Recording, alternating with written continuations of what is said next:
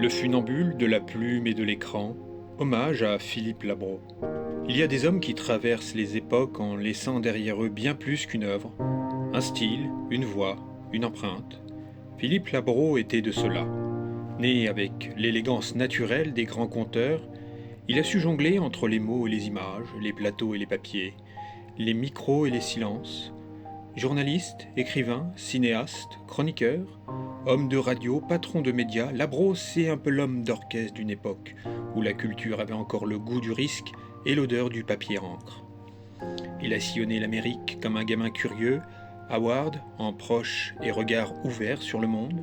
De ce voyage, il a tiré cette lucidité mordante, cette manière de décrypter la société sans jamais céder au cynisme. Chez lui, l'intelligence ne servait pas à briller, mais à éclairer. Dans ses livres comme L'étudiant étranger, Tomber cette fois, Se relever 8 ou encore Des cornichons au chocolat, écrits sous pseudo pour mieux raconter la jeunesse. Il a mis les mots sur les doutes, les échecs, les renaissances. Il a tendu la main à ceux qui tombent, avec cette phrase devenue mantra, ce n'est pas la chute qui compte, mais la façon dont on se relève.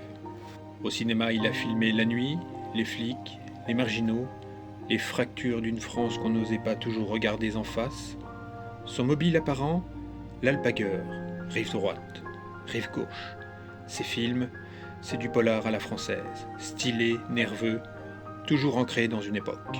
Et puis il y avait sa voix, grave, posée, rassurante. Sur RTL, dans ses chroniques ou ses interviews, il parlait vrai, il savait écouter, il savait faire parler les autres. Il était ce journaliste rare qui ne volait pas la lumière, mais la reflétait.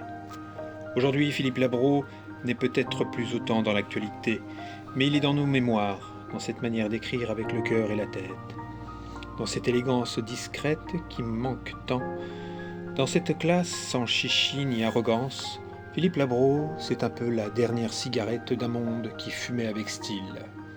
Un gentleman lettré, un funambule entre culture populaire et exigence littéraire. Un homme debout, qui n'a jamais cessé de regarder le monde avec passion.